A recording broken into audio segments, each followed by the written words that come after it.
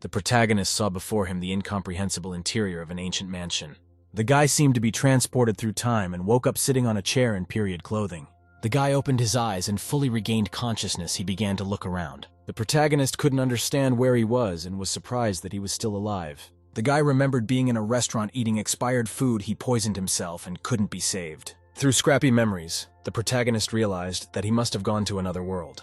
The main character felt even more alive after smelling some interesting odor. The guy started fidgeting around but couldn't figure out what it was he was smelling.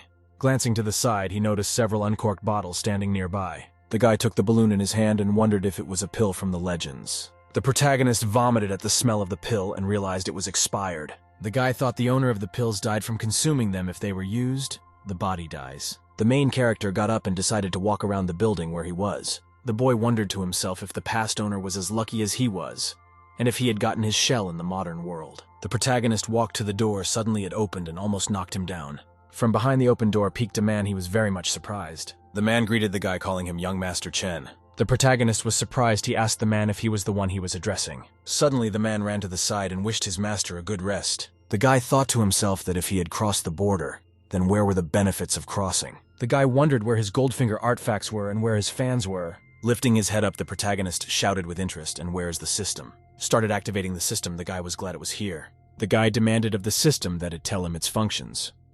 The invincible system began to launch. The hero rejoiced that the invulnerable opening had begun. The guy was excited. He decided that with the system, he could in the future endlessly enjoy food and drink with his wives and concubines. Suddenly, the system gave a message about a startup failure. The protagonist was unpleasantly surprised. It appears that the guy only got the initial stage of the time management system. He can only change the expiration date of things limited to a 5-year period. The protagonist was frustrated with the time system. He couldn't see how changing the expiration date of products would help him.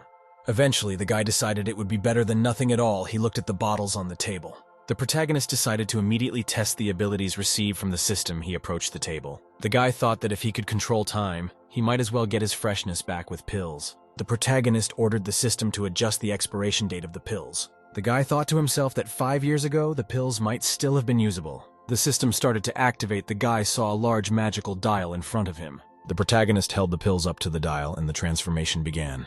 On the huge dial, the hands began the countdown. The guy saw a very bright and piercing light begin to emanate from the pill. The guy was pleased with the fresh scent of the pills. He figured there shouldn't be a problem. The protagonist paused for a moment, wondering what the pills could have been used for. The guy realized that from the look of the pills, they were for condensation and to increase cultivation levels. The protagonist decides he needs to take some improvement pills right away. The guy felt the pills take effect. He felt everything shrink around him. The protagonist was overjoyed. He felt a surge of energy and decided that everything should go smoothly. After that, the guy realized that one pill would not be enough and not enough for him. The guy went to the system and told it to change the expiration date on the pills for another 5 years. The system began to act. The pill hung in the air opposite the large dial. The hands on the dial began to rotate in the opposite direction. The protagonist thought to himself, wondering if he should keep eating. The guy analyzed the body's memories and realized he was stuck at the very beginning of development. His parents were great landowners of the noble king's realm. The main character had no talents. For this reason, he could not start to develop. Because of this, he was called a wimp by everyone. The guy stopped his musings. He felt the pills weren't working enough. The guy slumped exhaustedly to the floor and decided he had failed again. Once again, the protagonist calmed himself with the thought that he should continue to eat the pills. After that, the protagonist absorbed several pills from his hand at once. The guy thought that he had already swallowed 5 pills, but still hadn't started to develop. He decided that this body had no natural abilities. The protagonist commanded the system to put the expiration date back for another 5 years. Eventually, the guy did calm down. He decided to go out for a little walk. It was a bright day outside, and the main character decided to go out and look around. The guy realized it was absolutely useless to just swallow all the pills. From flashbacks, the protagonist learned that his parents were great landowners, but they were both long absent. The guy's sister's name is Chen Suyin. She's the only one who serves the Chen residence. Even though the girl was adopted, she is still a sister. The protagonist overheard a group of guys talking to each other nearby. Someone said that he had passed to the 7th step of the Yuan Kongdung Kingdom. The friends congratulated the guy named Chen Yue, adding that it was very surprising that he had reached the 7th step at the age of 17. The protagonist stopped. He was interested in the guy's conversations. The fellow thought that for the Yuan realm to flourish, a solid foundation must be laid using basic breathing techniques. The guy remembered that the previous owner had practiced such techniques since he was a child. He decided to use the system to correct the time when he practiced the breathing technique. The main character turned around and started to walk away. He decided he needed to try, and the other guys looked at him. Someone said that the young master of Chen Island was jealous of Chen Yue.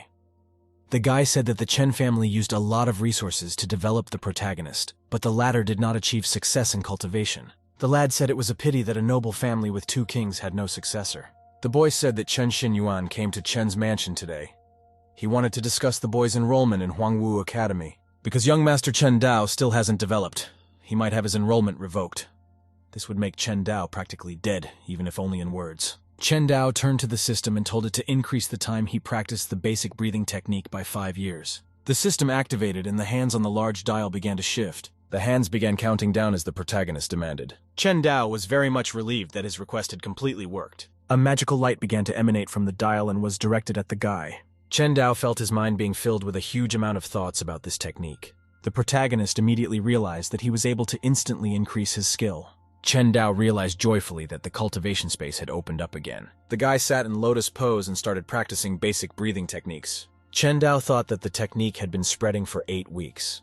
He decided to see how many weeks this technique could cultivate. Chen Dao continued to persistently cultivate the technique for 9 and then 10 weeks. To achieve the result, the guy kept cultivating, and it's been 11 weeks. When 16 weeks had passed, Chen felt that gradually the technique was beginning to yield results. The guy felt a purple glow descending on him. That means he succeeded. Chen shouted that he had finally succeeded. The basic breathing technique helped him advance into the Yuan realm. The protagonist shouted happily that although his status is still terrible, time will make up for it. The protagonist decided that today in Chen's estate will play out a big show for the very reason his predecessor ate expired pills and died. In the main hall of the Chen Manor, many guests were gathered on the throne. Sitting on the throne was a girl. The girl said categorically to someone in response that there was no way she was going to say yes. The man told the girl that the whereabouts of the master and his wife were still unknown. At the same time, Chen Dao is not suitable for the path of cultivation, so he must give up his place in the Huangwu Academy. The girl said that the master and his wife built this house. Even if they disappeared, then the whole area belongs to Chen Dao. Because of that, the boy shouldn't be denied admission. The girl said that she and her boyfriend are orphans who were taken in by the master and his wife. The man called the girl's name Chen Su-yan and said that she could not solve the issue of the estate alone. Also, she was accepted into the Huangwu Academy. Another man said that Su-yan is the spoiled daughter of the Tianwu dynasty. One of the guests said that they did not want to deprive the young master of his position. He said that Chen Dao is very ambiguous. He was unable to form a cultivation base because of this. He could not be a disciple of the academy. The Su-yan girl didn't like this kind of talk. She decided to stand up and speak her mind. Su-yan said that after the disappearance of the master and his wife Chen Ho, the Seahold was left without a head. The girl told the audience that she knew very well how they were scheming. Su-yan approached a man named Shin An and said that he wanted to deprive the protagonist of his seat in the admissions committee to give it to his man. Shin An replied angrily to the girl that she wasn't the only one dictating the rules in this family. The man reminded that the protagonist is unable to form his own development base. Suddenly, the main character walked into the room. He clarified who said about him that he couldn't. The gazes of everyone present turned towards Chen Dao. Everyone was very surprised. The guests could not believe that Chen Dao himself had now appeared in front of them. The main character standing in the center of the room told everyone present that he was on time. The Su-yan girl was very excited and asked the guy why he was here. The guy turned to his sister and said he was just here to look around. Chen Dao analyzed his memories and realized that everything happened because of him. The guy remembered that Su-yan is his older sister after his parents disappeared. She took care of him like a mother. Chen Dao thought that his sister was taking care of him and protecting the family while continuing to silently endure all the attacks. The sister excitedly told the guy that he had no business being here. She added that she would take care of everything. Su-yan thought that she needed to make the protagonist leave. She didn't want to allow the others to use his cultivation as leverage. Shinan closed the door and said that if the protagonist is here, then they can talk about pressing matters. Chen Dao decided not to resist. He walked over to the chair and sat down on it. The protagonist addressed the audience and agreed to talk. Su-yan sternly turned to her brother and said that he obeyed her. The girl decided that they could no longer avoid dealing with these issues, but it was dangerous for her brother to be here. At this time, the main character grabbed the girl's hand and addressed her. Su-yan was very much surprised. She was briefly even confused and did not know what to say. The main character looked at the girl confidently and told her to relax and trust him. After that, the guy turned to Shinan and asked the one he wanted to talk about. Shinan wanted to address the protagonist by name. Chen Dao demanded that he address him as a young master. The man marveled. He noted that the protagonist had become too docile. Shinan told the guy that all matters were directly related to him personally. He added that Chen Dao should be replaced at the academy by a more outstanding student of their family. The guy cheerfully asked to be shown who they wanted to give his seat to. Shinan said a good choice would be Liu Tinger. He said that this girl is young, but has a great upbringing. Su Yan said menacingly to the man that he had nominated his fiancée. The protagonist turned to his sister and said that Shinan simply has no conscience. Shinan shouted angrily that Liu Tinger's girl could easily match the young master. The protagonist said that the free academy tuition is given as a reward for contributing to the dynasty. Chen Dao said that Liu Tinger's girlfriend couldn't receive the reward of training since she wasn't from a rich family. Shin An said that Liu Tinger is part of the Chen family.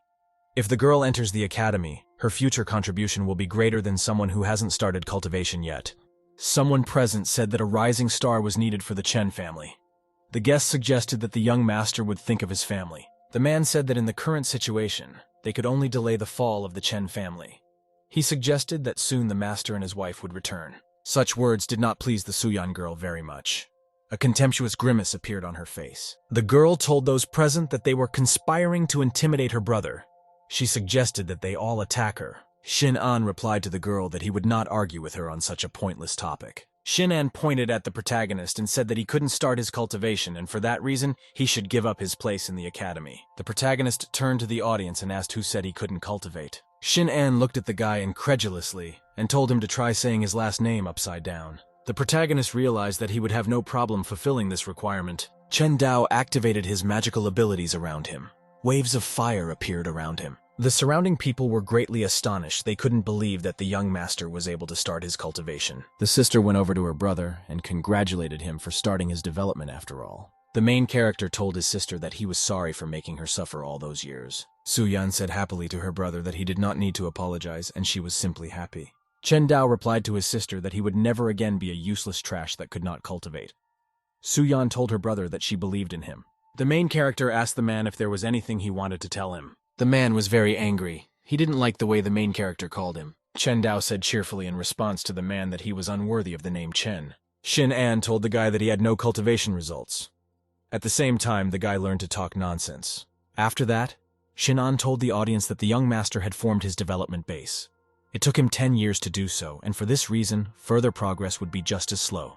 Shin An said very strictly that the protagonist should not enter the Huangwu Academy. Su Yan asked the man whether he really wanted to intimidate her brother. Shin An said menacingly to the girl that they did not discuss official matters. He clarified with her what she dared to do. The girl then activated a spell and threw the man away with the force of lightning.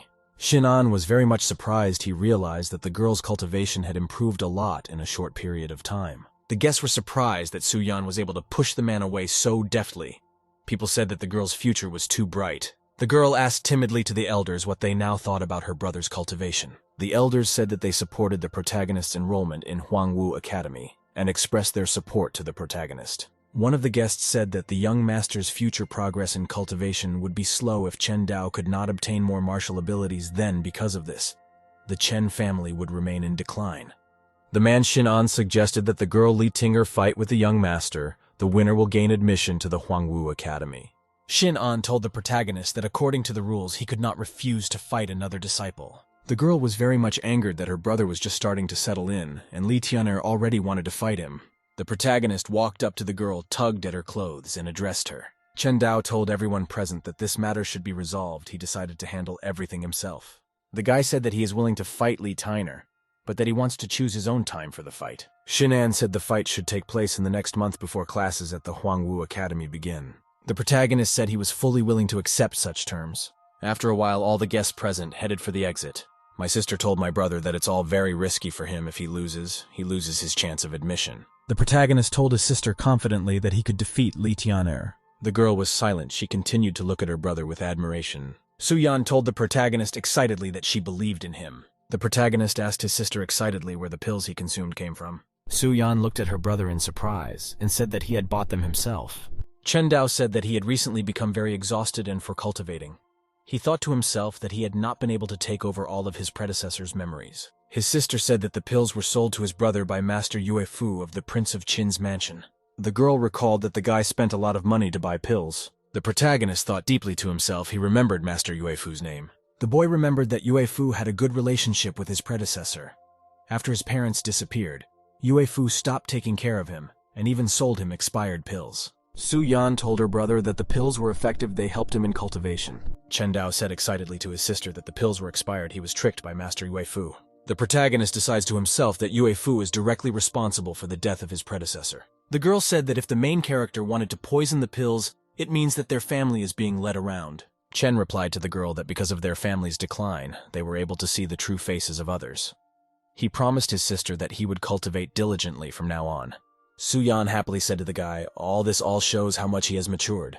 Soon the protagonist, after a walk, came to a large building. Chen Dao decided that now he needed to practice his techniques and increase his strength. In full confidence, the protagonist began to climb the steps of the building toward the entrance. Inside the building, the guy was greeted by guests, and they were all surprised. The protagonist stepped inside. He looked at the others present with disbelief. The guy went to the shelf and pulled out a book that interested him. The main character pulled out a book called Fist of the Shooting Star. A guy came up and asked the guests why they were so nice to the main character. The guy said they should be more polite to the main character since he started cultivating. The guy told the guests that they all overestimate Chen Dao.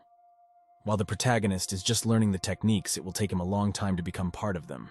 One guy said it's really true low ability and late development. Chen Dao said that he would be able to master a book called The Falling Star Fist. Guy commanded the system to increase her time studying the Shooting Star Fist by 5 years. A magical dial appeared in the space, and the system prepared to fulfill the guy's request. The hands on the dial began a reverse shift for the term of 5 years.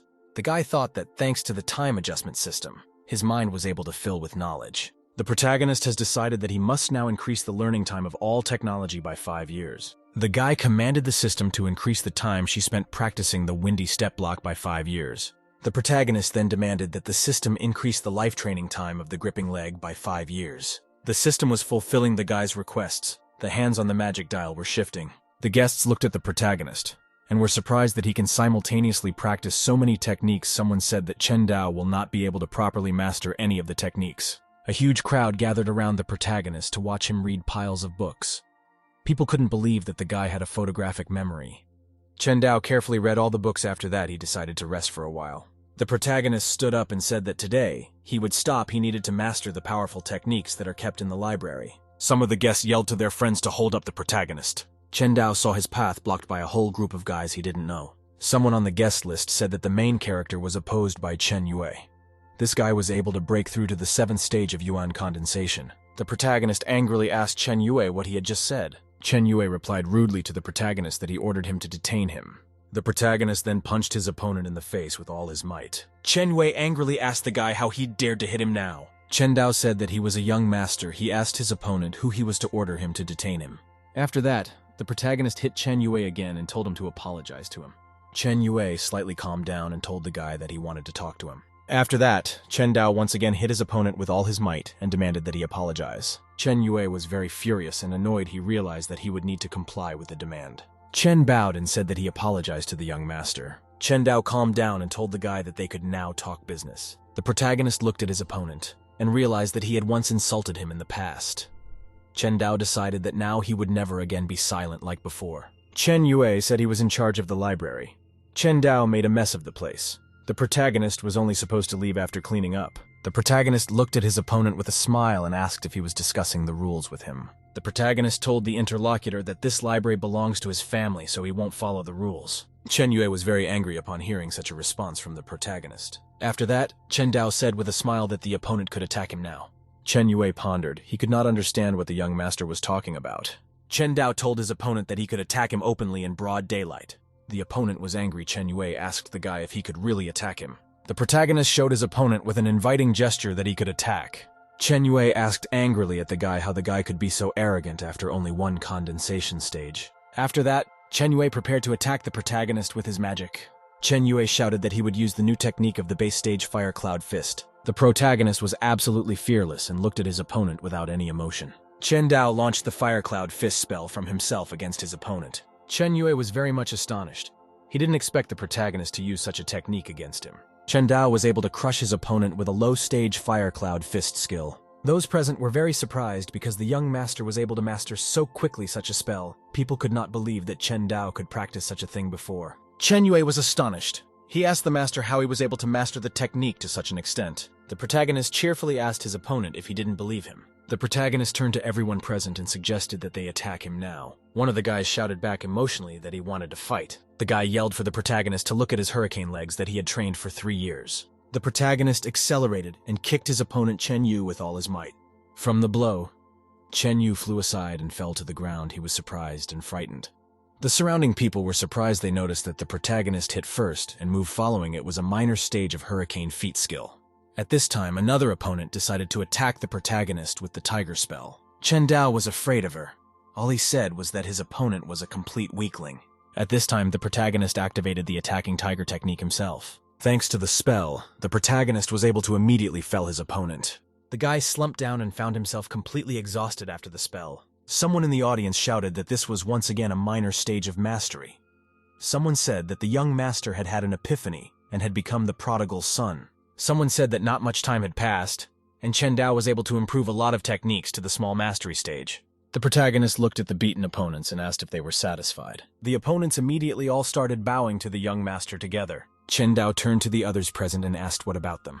The other guests told the young master that they were completely convinced. The protagonist stood and pondered the fact that the Chen family was in crisis and at risk of decline. Chen Dao realized that it was necessary to go to extreme measures to unite the people and end the war. After a while, the ghost of a wise old man appeared in the library. The old man said silently that the young master had finally blossomed after so many years. The main character, after visiting the library, decided to head to his home. Suddenly, a servant ran up to the young master from the side and called out to him. The protagonist asked a very disgruntled-looking servant what was wrong. The servant replied excitedly that Master Yue Fu had sent pills to the protagonist. The boy was very much surprised at such news. The servant opened the box in front of him. The protagonist looked into the box. There were bluish pills with a strong odor coming from them. Chen Dao asked the servant what these pills were and why they smelled sour. The servant said that Master Yue Fu had reported that UN pills improved intelligence and would help focus. The main character put his hand on the box and said he would take these pills. The guy turned around and started to leave. He told the servant to thank the master on his behalf. The servant shouted after the protagonist. He had something else to say to him. The servant reported that Master Yue Fu had reported that the new canned yuan pills would cost 500 gold apiece. The main character told the servant to give something to Master Yue Fu. He said that he urgently needed all kinds of pills and would pay for everything at once. The servant obediently bowed to the young master and said he would do so. Chen Dao realized that Master Yue Fu wanted to trick him again with expired pills. The guy thought to himself that the price of 500 gold pieces a normal person would not be able to earn in a lifetime. When he got home, the guy put the pills on the table and told the system to turn their expiration date to 5 years. The system activated the magic clock to change the expiration date. The hands on the large clock began to move backward, updating the expiration date of the pills. The protagonist looked and saw that only a few pills had changed. The guy picked up the pills immediately, in which the expiration date had returned. The protagonist thought to himself that only 3 pills out of all of them were successful. The guy thought to himself that the other pills had been stored for so long, then even rewinding the expiration date with them to 5 years didn't help. The guy felt the different stages of yuan begin to condense inside him. Eventually, the guy felt the condensation inside him reach the 5th stage. Chen Dao shouted happily that the canned yuan pill was different from the rest. He also thought that it would take an ordinary cultivator a year to break through to the 5th stage without pills. After thinking for a bit, the protagonist decided that he needed more pills from Master Yue Fu. The protagonist was in his home. He heard someone coming to the door. Chen Dao decided to go to the door and check to see who had come to see him. The boy saw his sister standing near the door holding a box. The girl excitedly told me that she had heard about yesterday's incident in the library. She'd come to see her brother. The guy calmly replied that he was fine. The sister noticed an aura around the protagonist. Su Yan told the guy that his aura chi had improved greatly. She asked if his cultivation had increased. The guy replied to his sister that his yuan condensation had risen to stage 5. The girl asked back in surprise, and she didn't believe that condensation yuan could rise to the 5th stage. Sister said excitedly that the guy had just started his cultivation after all. Su Yan put her hand on her brother's hand and said that, and indeed, his yuan condensation had risen to the 5th stage. The girl told the brother that he is definitely the son of the master, and madam, he is an extraordinary genius. Su Yan told the boy that he could defeat Lee Tiner. The sister handed her brother a box and said that inside were some pills she had prepared for him. They were not paid for by the Chen family's finances. The protagonist told his sister that there was no need to worry as he had his own supplier of pills. The girl handed the guy the box and asked what kind of vendor he had. His sister told his brother that Master Yue Fu was purposely selling expired pills to him, and for this reason he was now in a difficult situation. The guy said cultivation is expensive. If the sister gives him the pills, what's left for her? Su Yan replied that she was the older sister and should take care of her brother. The girl told the protagonist that he would need a yuan spiritual item. The best thing for this is a Yuan spiritual stone. Sister said she's going to Yuanlin Mountain now to find the stone. It'll help the guy get to the next level of condensation. The main character fearfully warned his sister that there are very dangerous beasts on Yuanling Mountain, and that she should not go there. The sister told her brother that it would be okay since she was not a simple cultivator. The main character was surprised and worried he watched his sister walk away from him.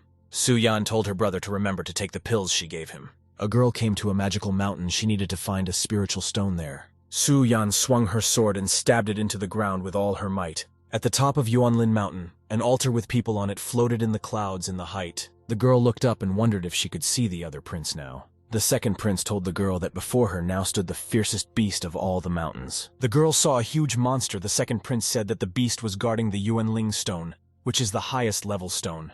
Su-yan called the guy the emperor's second son. She said he didn't come to her just to help her. The second prince told the girl that he needed a wife so he could strengthen his position in the eyes of his father, the emperor. The guy told the girl back that she was the best fit for him. Su-yan was very much surprised by such words from the second prince. She remained silent. The first prince told the girl that he fell in love with her at first sight. He added that they would be a perfect couple. The girl looked menacingly at the guy and told him it was impossible. The second prince calmly replied that you don't have to answer right away and he's very patient. Then the second prince, along with his altar girl, disappeared with the girl looking after him. Lastly, the second prince said that the beast would take the magic Yuanling stone for himself. If a beast absorbs a Yuanling stone of similar high quality, changes will happen to it. The second prince reported that the beast, after absorbing the stone, is gone forever. The Su-yan girl prepared to fend off the evil monster's attack now. Su-yan tried to attack the monster in flight, but it dodged her. In the end, Su-yan realized that she wouldn't be able to simply defeat the huge beast. The huge beast somersaulted through the air and threw the girl off of him. Su-yan gently jumped to the ground. She realized that she would have to use her magic ability. Su-yan decided that she should show her best now. The girl served her hands together to defeat the beast. She needed a spell. Su-yan activated a spell called Heavenly Fairy Seal. At this time, the second prince's retinue watched the girl from the floating altar. The second prince said thoughtfully that the girl completely lived up to her reputation. He added that Su-yan's celestial art was as if it had emerged from fantasy. The prince's acolyte said that such a heavenly force rarely appeared even in a millennium. He added that the image of the Su-yan heavenly power had not been fully formed yet. The servant told the prince that he must not miss the opportunity to win this woman. The acolyte added that the second prince would be like the sun in the sky with a future filled with great achievements. At this time, Su-yan stood in front of the beast and prepared to slay it with a spell. The girl decided to attack the monster with a spell-induced helper. Su-yan commanded the magic assistant menacingly to immediately detain the monster. The magical assistant glowed with a bright golden light that illuminated the surroundings. The magical assistant pointed her hand toward the beast to keep it from getting away. The monster wanted to run away, but he could no longer do so. He roared loudly. The beast was still growling. He wanted to break free as if something was restraining him. A bright golden glow began to emanate from the monster, and it was already badly affected by magic. The Su-yan girl was very surprised. She noticed that the beast had started to change. Suddenly, the monster had huge wings and was able to take off sharply. The Su-yan girl was greatly surprised. She didn't expect the beast to be able to do such a thing. The second prince and his entourage were also very much surprised and amazed. The flying monster headed out to attack the Su-yan girl and her magical assistant. Su-yan and her assistant folded their hands in a spell to protect themselves from the beast. The monster with wings started flying circles around the Su-yan girl. Su-yan was greatly surprised. She was still holding her hands to activate the spell. The servant told the second prince that this beast has the blood of the phoenix god. The servant said that the image of the heavenly force Su-yan is still not fully formed. The girl cannot be an opponent to the Jenning beast. The acolyte watched Su-yan fight off the monster and said that she might lose. The girl flew high to attack the monster and he spotted her. After that, Su-yan jumped back to the ground. She prepared to defend herself from the beast. The second prince told the servants to help Su-yan get the Yuan Spirit Stone. The servant reminded the prince that the girl still hadn't accepted his terms. The servant suggested waiting until the girl was in critical condition to force her to become a wife. The prince told the servants that they were very naive. The prince added that Su-yan was unique in her world and ordinary people could not understand her. He added that the girl would rather die than bow down to him. After a little thought, the servant said that the situation was very difficult. Then the prince ordered the servants to help the girl. He was sure he could conquer her. Then the servants jumped off the flying altar and flew towards the beast. The girl was very much surprised to hear what sounded like someone calling her by name. The servants said that they would help Su-yan to the best of his ability. He directed a fire beam against the beast. After a while, the Wu-yan girl jumped on the monster's head and hit it with all her might. From the impact, the beast opened its large maw and a magic stone flew out of its mouth. After that, the monster closed its mouth and prepared to quickly run away. Su-yan landed on the ground. She was very happy that she was able to do what she wanted to do. The girl was able to get the magic stone her brother needed. The huge monster in the sky turned around and quickly began to fly away. One of the servants said that their cultivation of the noble king stage didn't make the monster fall. Suddenly, a second prince landed very quietly behind the girl. The prince told the girl that he congratulated her since she was able to mine a yuan spirit stone of the highest grade. The girl thanked the prince for his help and said she had business to attend to. The second prince and his servant stood and watched in silence as the girl walked away from them. The servant told the prince that the girl was very proud. She just turned around and walked away. The prince said confidently that a vulgar courtesan could not be worthy of him. Then the prince said he would stay for a while in Fengyang City. He decided that the girl would definitely be his. The main character in Chen Manor sat and studied the pill in his hands with great attention. The guy said that this pill has a lot of spiritual power and power flavor. This pill is much better than the one he bought from Princess Yueyu. Without a moment's hesitation, the boy took the pill at once so as not to waste time. The protagonist thought that he couldn't waste his sister's good intentions and needed to break through as soon as possible. He waited for Su-yan to bring him a yuan spiritual item to make contact with him. After that, the main character went into a very deep meditation to improve cultivation. There are two halves in the breakthrough of the yuan condensation stage. Besides the breakthrough in the cultivation process, there is also the adjustment of contact with the spiritual object yuan. An original continent spirit cultivator requires a corresponding yuan spirit item at different stages of cultivation need different spirit items. For this reason, the protagonist was looking forward to what degree of spiritual yuan stone he would still obtain. The main character yelled loudly to himself that it was time for a break. The guy paused the cultivation process. There was a golden glow around him. Chen Dao exhaled with great relief. He realized that the cultivation process was over. The guy said that thanks to his sister's pill, his cultivation had reached the 9th stage of condensation. All he had to do was to attune with the yuan spiritual stone. Suddenly, the protagonist heard someone knocking on the door of the room. The boy was distracted as the servant wanted to break the important news to the young master. The servant said that Su-yan's girlfriend had returned and asked him to come over immediately. The protagonist was very excited. He expected his sister to bring him something. The servant reported something very important to the people in the courtyard. Chen Yu asked, "Is it all true?" The servant excitedly confirmed that he had seen everything with his own eyes. He added that Su-yan had returned with a rainbow-colored yuan spiritual stone. Chen Yu said this stone has the highest degree of spirituality. Many experts hunted for it but failed. No one believed that the girl could really get it. As a result, Chen Yu became very angry. He angrily clenched his fists. Chung Yu couldn't believe that there was such a big gap between him and the Su-yan girl. A girl came over and said that the main character could use the strongest yuan spirit stone to break through the condensation stage. The girl added that Chen Dao is the weakest and has a high condensation stage. Then the girl said that she was one step away from the spiritual C stage and the protagonist couldn't be her opponent. Chen Yu called the girl by the name of Tiner and added that he had full confidence in her abilities. After thinking for a bit, Chen Yu said that there were some changes in the guy's behavior. A guy came over and said that the protagonist had really become different. Chen Dao in the library was able to learn many techniques in a short period of time. If not for the protagonist's previous weakness, he would have quickly reached the 9th yuan condensation stage. Tinder Girl said that the useless waist climbing trail can't be like that in reality. The girl then added that if it was all true, it would be a slap in her face. The girl remembered long ago her childhood years and how young Chen Dao used to invite her to go fishing. The Liner girl replied she would go look for Brother Yuan. She has a cultivation lesson with him today.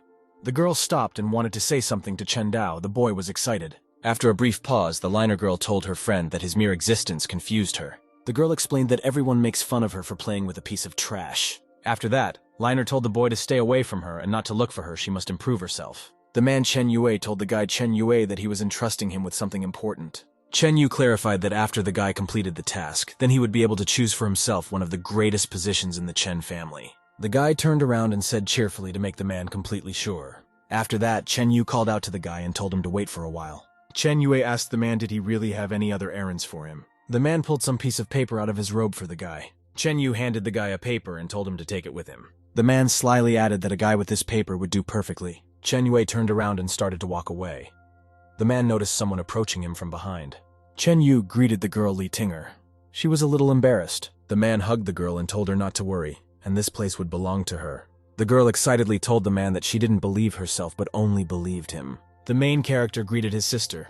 He was very happy that she had finally returned. The girl handed the guy a magical stone. It glowed with different colors of the rainbow. Chen Dao was very much amazed. He stared at the stone like a mesmerized man. The guy held in his hand and gazed admiringly at the iridescent Yuan spirit stone. His brother told his sister that such a stone was under the protection of the strongest demonic beasts. Many cultivators had died to obtain it. He asked his sister if she was injured. The girl said that she was fine. Su Yan told her brother to use this Yuan spiritual stone as soon as possible and achieve a breakthrough. The guy said that with the help of the spirit stone, he would be able to perfectly attune himself and get more power after a breakthrough. The protagonist started using the magic stone from the mountain in his cultivation process. The guy heard a voice from the street telling him that some people wouldn't be able to sit still and watch this. The main character took the stone and hid it in a box. He decided to find out what was out there. Chen Dao met a servant at the door who said that Su Yan wanted to see him urgently. The protagonist told the servant to show them where they needed to go now. The guy along with the servant went outside. At this time, Chen Yue was hiding near the wall. The boy Chen Yue went inside the main character's house. He approached the box with the stone. Chen Yue thought to himself that the protagonist was a big idiot for quickly falling for the ruse. Chen Dao quietly approached the door and began to open it. The kidnapper didn't notice him. The protagonist opened the door and said that stealing the Yuan spiritual stone is a serious offense. Chen Yue was very much surprised and frightened. He kept looking at the protagonist. The protagonist said that Chen Yue had violated the family rules because of this. He would be punished by the withdrawal of his cultivation and exile. Chen Yue came to his senses a bit. He told the protagonist that he had underestimated him. Then Chen Yue confidently and joyfully said that the Yuan spiritual stone was now completely in his hands. The protagonist looked at the kidnapper in surprise and asked if he had actually managed to steal the stone. Chen Dao took out a stone from behind his sinus and asked Chen Yue whether he was thinking of him. The kidnapper was very surprised and annoyed. He thought he already had the stone. Chen Yue opened the box and noticed that it was completely empty inside. The kidnapper tossed the box aside. The protagonist told him it was a very striking coincidence. The protagonist demanded that the kidnapper surrender and promised that he would keep him alive. The kidnapper was surprised at such an offer. He interrogated whether Chen Dao wanted to keep him alive. The kidnapper started to run away very fast. He shouted to the protagonist that he couldn't stop him. Suddenly, Chen Yue noticed how the surroundings around him became completely empty, and no one was there. The kidnapper was surprised and frightened. He could not understand where Chen Dao had now gone. The protagonist appeared out of nowhere and hit the kidnapper with all his might. He asked if Chen Yue thought he could escape. The blow from the protagonist sent the kidnapper flying across the room and banging into the wall. Chen Yue shouted to the protagonist as whoever he was able to reach the 9th Yuan condensation stage. The protagonist calmly replied to the kidnapper that he could surrender as long as he counted to 3. The kidnapper didn't want to back down. He decided to start using magic. After that, the kidnapper took out a piece of paper from his pocket that he had received from Chen Yu. He added that this heavenly talisman contained a power that was equal to the full strength of a cultivator at the peak cultivation level of the spiritual sea. The protagonist was puzzled. He knew that a strong talisman always causes a lot of trouble. There were voices outside, and people didn't understand where the noise was coming from. Someone said that the noise was coming from the main character's room. The kidnapper was frightened. He realized that right now, someone was coming towards them. After that, Chen Yue activated the talisman and said that the protagonist would begin the journey to the afterlife. The kidnapper began to use the talisman. A purple cloud appeared above him. Chen Yue then pointed the lightning bolt at the protagonist and told it to kill him. A purple lightning bolt hit the protagonist very hard. He didn't have time to defend himself. In the wake of the very strong lightning strike, Chen Dao flew far away to the side. The main character grabbed the magic stone hand and said it was a fierce light. The kidnapper attacked his opponent again with purple lightning, and the opponent jumped up. The main character was very much surprised. He didn't understand what was going on. There were still huge purple lightning bolts flying around the protagonist. Chen Dao looked and noticed that the stone in his hand was beginning to smoke. He began to guess about something. The protagonist guessed that the target was the rainbow Yuan spiritual stone in his hand. The kidnapper was very much surprised. He could not understand why the talisman did not help to kill the protagonist. Then someone commanded the lightning to kill the protagonist, so no one would know about today's incident. Suddenly, some change began to occur in the violet glow. The kidnapper raised his head upward. Suddenly, the purple illumination redirected downwards and struck Chen Yue. The kidnapper was completely blown away by the glow, knocked the spirit out of him. The protagonist was very much startled. He couldn't understand what it was. The young master couldn't understand why the glow had nailed Chen Yue. The protagonist stood and stared in silent amazement at the body of the kidnapper lying in front of him. Gradually, the young master guessed that it was a murder of a criminal to hide the truth. From the balcony outside, Chen Yu and the girl Lee Tiner were watching. The girl said that Chen Yue could not be a worthy opponent for the protagonist. The girl reminded the man that he had prepared a talisman in advance. The man pondered. He was amazed that the protagonist had become a genius. He was amazed by Chen Dao's growth rate. Chen Yue said that the Yuan spiritual stone is broken with Chen Yue dead and did not give any information. The man added that if the protagonist attunes himself to the spiritual stone, his strength will increase very much. The girl asked the man why he didn't directly kill the main character. The man replied that it was not yet time. He added that the Chen family estate was still not under his control. The man said confidently that as long as the protagonist remains a piece of garbage, then the right day will come sooner or later. Chen Yu said that he was very worried that the protagonist would continue to look for a way to break through to the spiritual C stage. The man reported that the main character's high cultivation speed carried a threat to the girl Tiner in the competition. The girl replied to the man that she would definitely defeat the protagonist. The Tinder girl promised the man that she would definitely do what she could for him. Into the house of the protagonist entered Su Yan accompanied by her servants. She saw Chen Dao standing. The sister asked excitedly to her brother what he had here. Looking closer, the girl saw something that struck her very hard. Su Yan and her companions noticed Chen Yue's dead body lying on the floor. The main character showed his sister a broken rock. She couldn't understand how it could be broken. The girl and the guy were silently looking at the magical stone that had broken into 2 pieces. Some time passed. Su Yan's acolytes were deciding what to do next. The man said menacingly that whoever wanted to kill the young master deserved to die himself. The protagonist said that the elders will help uncover the whole truth and who is behind it all. Chen Dao told everyone present that the real conspirator was Chen Xinyuan. The Su Yan girl and her companions were very much stunned by such information. The protagonist told the servants to immediately inform everyone about the Chen family meeting. The guy added very menacingly that it would be necessary to condemn Chen Yuan. One man said that Chen Yue had already died, and they would have no proof that Chen Xinyuan was behind everything. The main character yelled very angrily at the man to shut up. The other man asked the young master what his exact intentions would be. The servant said he would follow the young master's advice. In doing so, the protagonist must take responsibility for the consequences. Chen Dao replied that he knew everything and that the man should leave. The protagonist asked his sister if she thought he was reckless too. Su Yan told the young master that she supported him since his decision was the decision of the Chen family. The girl warned that Chen Xinyan would never admit his faults and could use the situation against the head hero. The young master replied to the girl that he had absolutely complete confidence in himself. Sister said she was sorry because the Yuan spirit stone was broken. It could have helped the guy get a new condensation stage. Su Yan said that she would go and get another stone from the spiritual mountain for her brother. The protagonist frightenedly told his sister not to go as he had a way to fix his stone. After that, Chen Dao commanded the system for her to roll back the time for the stone by 2 hours. A magical dial appeared around the guy, and the hands began to rotate in the opposite direction. The girl was very much amazed and surprised at all that was happening. Su Yan saw that the Yuan spiritual stone looked like new and excellent condition. The shocked sister asked her brother how he did it. The protagonist decided that he should not hide anything from the girl. Chen Dao told his sister that she was the only one who could know about his power. The brother told the sister that Chen Xinyuan is chasing glory. They must chase him away to bring peace back to the Chen family. The girl told her brother to do whatever he decides. She would help him in every way. The protagonist said that several elders had sided with Xinyuan. He asked that his sister stabilize the situation first. He promised to join later. In the Chen family's manor hall, a group of people had gathered. In the center near the throne stood Su Yan. Chen Yu said that the protagonist wants to accuse him of something. He added that the young master is playing with fire. The girl menacingly told the man that he himself knew best what he was guilty of. The man said he didn't know what he was talking about and added that the main character was talking nonsense and couldn't be a young master. The girl was very angry. She wanted to shout something at Chen Xinyuan. One elder said that the protagonist was overreacting because he accused Chen Yu of attempted murder. Another said that if there was no evidence, it was slander. Su Yan said that the young master was on the verge of death, and those present managed to vindicate Chen Xinyuan. One of the people present told the girl that it was very serious. If there was no proof, it would end very badly. Su Yan said that the young master must definitely have proof. The girl thought that in any case, she should help the protagonist throw Chen Xinyuan out of the Chen family. The man asked why the evidence had not been provided yet.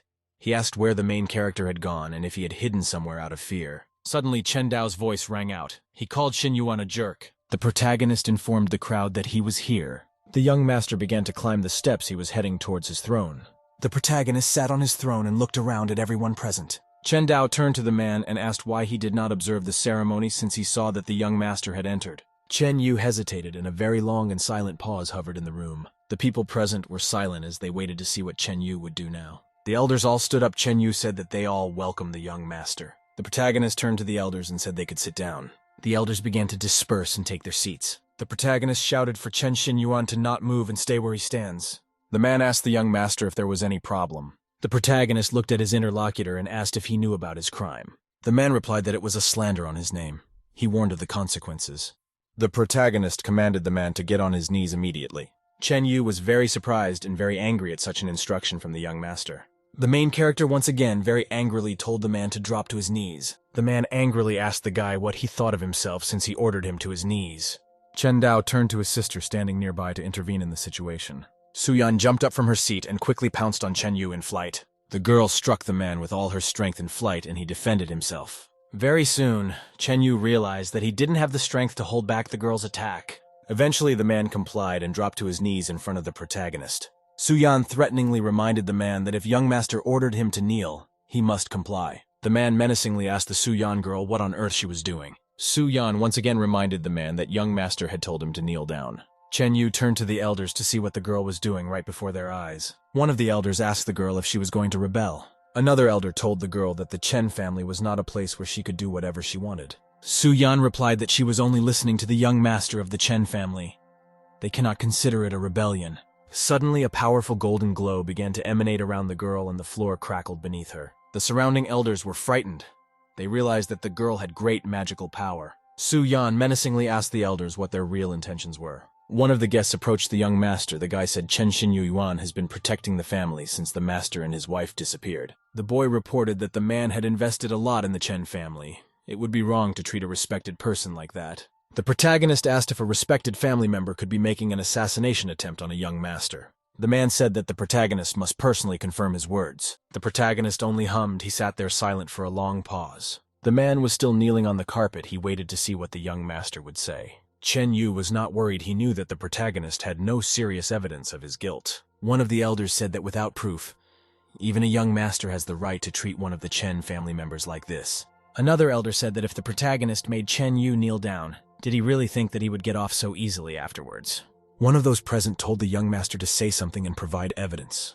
The man still on his knees decided that the protagonist had dug his own hole. The elders said that the young master was still very young. He suggested that we return to the current issue after the investigation. The elders said that the assassination attempt on the young master is a serious crime, so the feelings of the protagonist can be understood. The man kneeling said the two elders could stop trying to solve the problem. Then the man shouted menacingly that there was no way today's meeting could be concluded. Those present were very much surprised. They were silent and waited to see what would happen next. The man rising from his knees said he had never been so humiliated. Then the man yelled that if the protagonist didn't give him proof, then he could forget about his position as a young master. The protagonist replied absolutely calmly that if Chen Yu needed proof, he would be able to provide it. After a brief pause, the main character shouted to the side and asked for Chen Yue to enter. The people around them were very much amazed. They couldn't believe their ears. The man said it was a funny bluff. The man thought excitedly to himself that Chen Yue was dead, and there could be no proof. Suddenly, the man heard someone behind him call his full name. The man turned around and saw the living Chen Yue standing beside him. Chen Yu was very much astonished. He could not understand how it could be possible that the guy was still alive. One of the elders also didn't believe that Chen Yue could somehow survive. The guy told the man that he was acting on his behalf to kill the young master. Chen Yu wanted to sacrifice the guy to erase all evidence. The guy menacingly told the man that it was very disgraceful of him. The man shouted loudly that there was no such thing. He kept repeating that Chen Yue had already been dead for a very long time. Suddenly, the man suggested that the guy might be a fake that the main character cooked up. Chen Yu thought to himself that he had used the Heavenly Thunder Talisman to smash the guy, and he couldn't survive. One of the elders stood up and said that he would establish Chen Yu's identity himself. The elder walked over to verify this guy's authenticity, and a moment later, he had an answer ready. The very surprised elder confirmed in a worried voice that the guy was Chen Yue. The elder took another hard look at the guy and said that he was without a doubt genuine. The man Chen Yu was very much amazed by everything that was happening. He could not believe that the guy was alive. The protagonist pointed at the man and asked what else he could say about himself. No one at the meeting knew what happened a couple hours ago. The protagonist stood by the guy's body and said he was lucky. The protagonist commanded the system to turn Chen Yue's time back 2 hours. The guy's first time using time adjustment on a living person, he needed proof, so he resurrected the guy. After a short pause, the Chen Yue guy opened his eyes. He was very surprised. The guy got up and sat on the floor. He continued to be silent, not realizing what had happened to him. The guy looked around in surprise, but couldn't realize he wasn't dead. The guy turned his head to the side and asked the protagonist how such a thing could be possible. The system informed the protagonist that the time-setting function cannot be used on humans. Next time, the system might explode. Chen Dao thought to himself that even the system had limitations on use. The boy walked up to the young master and thanked him for saving him.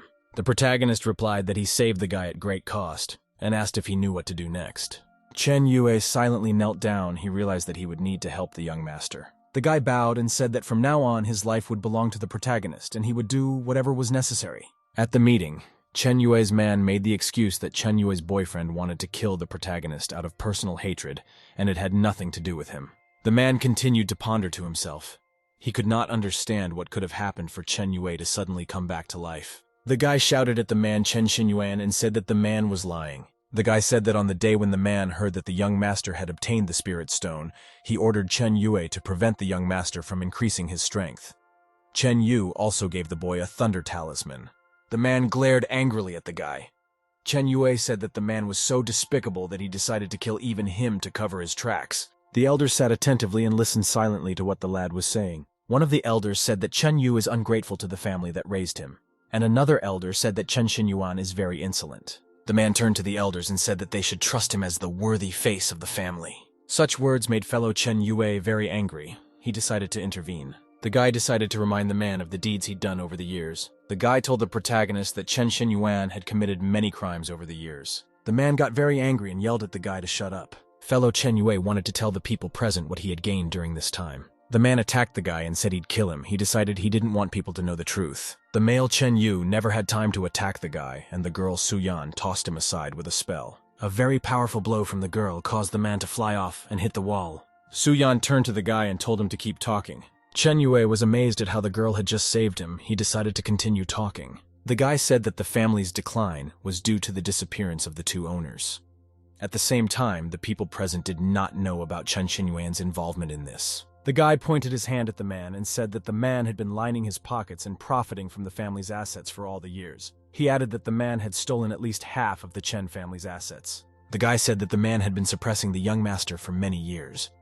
Also, Chen Yu did his best to fix the family for himself. The guy pointed at the man and said that he was the exact opposite of the honorable representative. He also accused Chen Yu of stealing. At this time, the man had already come to his senses. He asked the boy calmly how he would prove his words. The guy pulled a notepad out of his robe and said it was confirmation of what he said. The guy said that he had entered into the book all of Chen Xinyuan's crimes over the years. The man was very surprised and frightened. He realized that he would not be able to justify himself. Su Yan was carefully leafing through the notebook, and reviewing the notes she turned to the man. The girl asked the man if after all he could be on the same level as the master and madam. The girl told the man he was adopted young. No one could have guessed he would bite off the hand that would feed him. The girl then told the man that she would kill him here and now to rid the family of the threat. The man got scared and shouted very loudly to the girl to stop immediately. Su Yan asked strictly to the man if he even knew what fear was. The girl added that if the man knew, he wouldn't have committed all these crimes. The man shouted that he only wanted to break the Yuan's spiritual stone, but did not attempt the young master. The girl turned to the main character. She was waiting for his confirmation. After a short pause, the young master told the girl to kill the man. Chen Yu was very frightened. He realized that he could no longer save himself. The girl accelerated and prepared to finish the man off with a spell.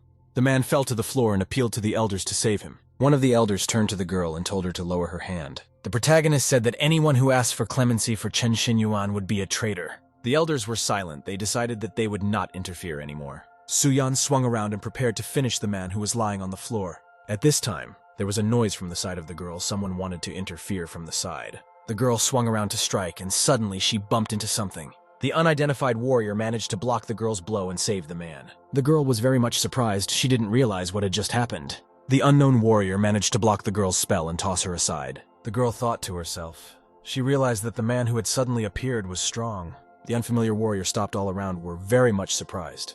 After a short pause, the girl asked excitedly to the man who he was. One of the elders told the girl that the stranger's cultivation was very strong. The unfamiliar warrior turned toward the lying man and told him to run away quickly. The girl noticed the stranger along with the man headed for the exit. Su Yan decided to activate a spell called Heavenly Fairy Seal. After activating the spell, the magical image of her assistant rose above the girl. The Su Yan girl, along with her magical assistant, began to attack the unfamiliar warrior.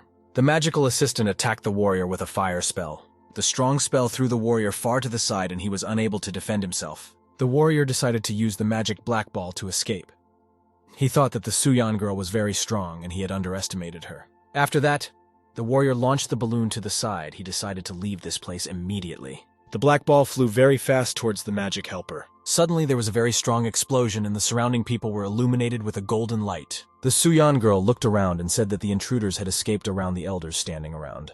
At this time, the protagonist was carefully examining the remains of the balloon on the floor. The young master descended from his throne and called Chen Xinyuan a stray dog. The young master looked at the elders and asked what they would say. The elders bowed and said they were joining the young master. Chen Yu, along with the warrior at this time, jumped over a large wall and ended up on someone's property. The man thanked the eagerly unfamiliar warrior and asked what his name was. The warrior silently turned away. The man stared after him in surprise. Chen Yu, together with the mysterious warrior, were walking along the path. The man asked, "What kind of place is this?"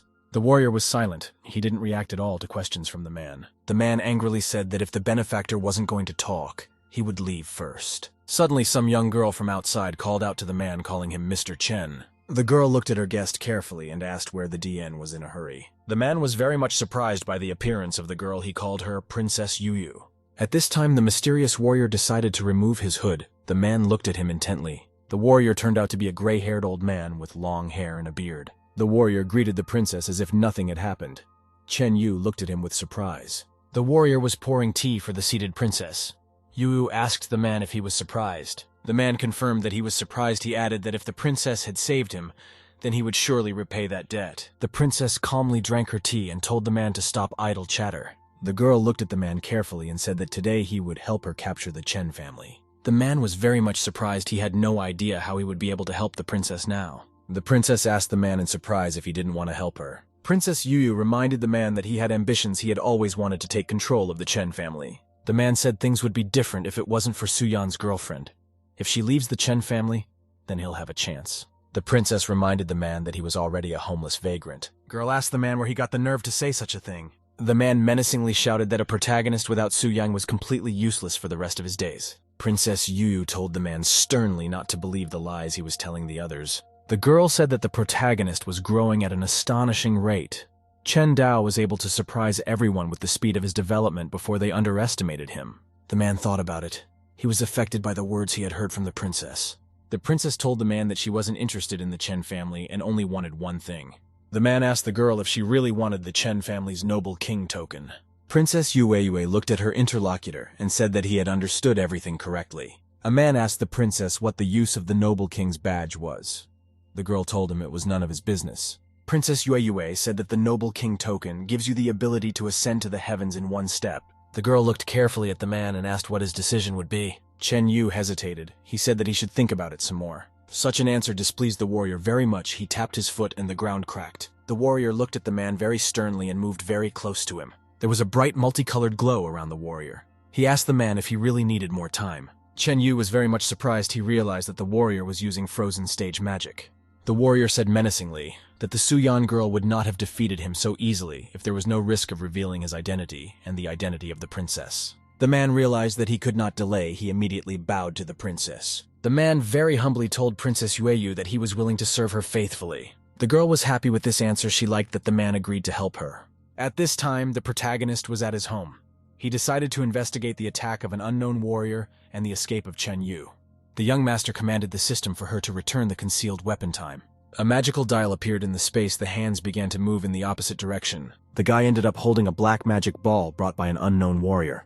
The protagonist realized that the unknown person who came to Chen Yinyuan's rescue had a connection with Princess Yue. Chen Dao thought that because the lousy sheep had been removed from his family, he could now easily improve all the time. Suddenly, some old man came up behind the guy and called out to him. The young master turned around. He was very surprised at the appearance of the old man. The old man told the jolly fellow not to be frightened of him. He gave his name as Chen Tai. The guy was very excited. He called the guest Grandpa Chen Tai. The protagonist analyzed the memories of his predecessor and remembered that he and this old man were very close. Young Chen Dao's parents were very busy for this reason, and the boy spent most of his time with Chen Tai. The old man told the boy that he simply didn't have the cultivation talent yet. He also pointed out that the boy was a descendant of noble cultivator kings. The boy liked these words. He asked the old man joyfully if he was really not useless. Old man Chen Tai stroked the boy's head and said that he wouldn't lie to him. The boy told the joyful old man that he would continue practicing cultivation. One day, a group of warriors attacked Chen Manor and kidnapped a young master. One servant shouted that the master and madam were now absent, and there was little they could do. The boy was very much afraid of the kidnappers. From fear, he even cried. One of the kidnappers said that two noble kings would not leave the kidnapping of a young master to chance. Suddenly, a bright light shone in the sky, and someone shouted for the kidnappers to let the young master go. The martial master old man Chen descended from the heavens in front of the kidnappers. The warriors were very frightened and worried. They did not expect that they might have difficulties. One of the warriors decided to try to fight the old man Chen. He shouted to his companions to leave first. The old man hit one kidnapper with such force that he flew aside. The warrior said that the old man was very strong. They did not expect Chen to be able to stop them. The old man crouched down and prepared to finish off the rest of the kidnappers now. One warrior said angrily and threateningly that they would now play with the old man. The kidnapper tossed the boy aside and prepared to confront the old man. The boy, frightened and crying, turned to the old man Chen. The old man gave a very frightened and excited shout and called the boy to him. The kidnapper launched several knives and shouted at the old man to try to save the child. The young master was fearfully falling down at this time. Old man Chen had to help him. The old man looked fearfully at the falling boy. He knew he had to protect him. Chen jumped up to catch the boy and prevent him from falling. The old man shielded the child with his body from the flying knives he was holding. The boy was very much frightened. He looked at the old man very excitedly. The old man was very badly wounded, but could not give up as there were still enemies around. One of the warriors commanded them to continue attacking the young master of the Chen family. The old man was able to fend off one of the attackers with his blue lightning magic. The other warriors continued to attack the old man and the boy from all sides. The attacker shouted menacingly at the old man to say goodbye to his life. After that, the old man Chen fell to the ground together with the boy. They were very frightened. The boy fearfully reached out to the old man and called his name. The old man told the boy confidently that as long as he was here, no one would touch him. After the attack, Chen was badly wounded and took a long time to recover. The protagonist recalled that when his predecessor was in danger, you always had Chen by your side. The old man stood beside Chen Dao and told him that he was watching him closely. Now he could be honorably called the descendant of a noble king. The old man warned the guy not to go unprotected. There are many other threats. The young master asked the old man if he considered the Qin noble estate a threat. Chen said that Fengyan City is guarded by 3 families of noble kings, and there is also an additional noble Qin manor.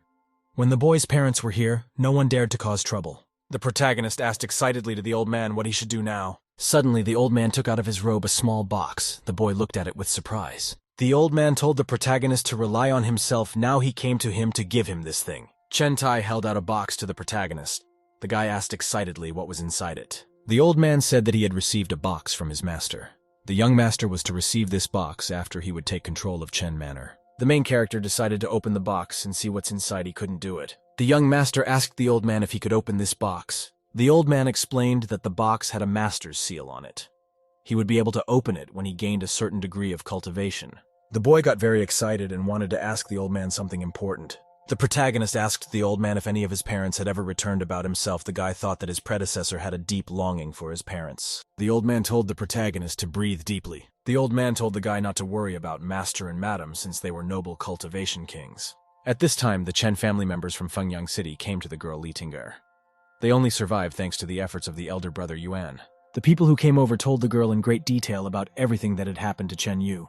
The Tiner girl was angry. She did not understand how the protagonist could accuse Chen Yu of something he did not commit. The girl said angrily that the young master had decided that he was indeed the heir of the Chen family. The girl made an important decision. She decided to go out and help Chen Yu. Tiner said that she would go to the elders and have them abolish the young master's position. Suddenly, someone from behind called out to the girl. She didn't want to stop. After a brief pause, the girl turned around and angrily asked who had disturbed her. The girl turned around and saw that right behind her was a man Chen Yu. The man calmly and cheerfully greeted the Lee Tiner girl. The girl was very excited as she saw big brother Yuan. The girl turned around and told the guests to get out of here as soon as possible. Lee Tiner reminded her guests that no one must know about what happened today. The girl threatened to kill anyone who said half a word. The guests dutifully and fearfully replied to the girl that they understood her completely. The guests started to leave. The girl excitedly rushed to the man who had come in. Lee Tiner looked at the man anxiously and asked if he was all right. The man replied to the girl that he was fine. He added that he had come for an important reason. The girl told the man not to worry. Her brother was in the Imperial City now and he was fine. Lee Tiner strictly promised that he would definitely get justice. The man said that the most important thing right now was to tear the protagonist away from the family to prevent him from putting down roots in Chen Manor. The girl asked with interest to the man what she should do now.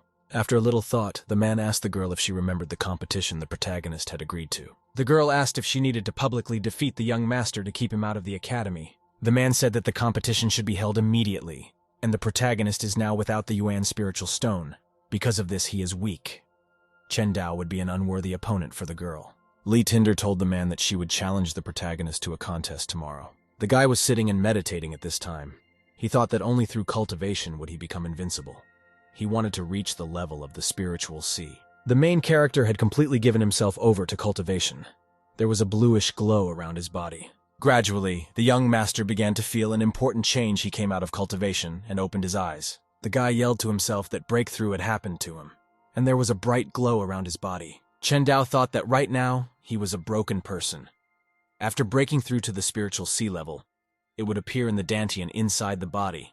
The protagonist thought that the size of the spiritual sea determined the amount of chi energy a cultivator could hold, which determined his strength.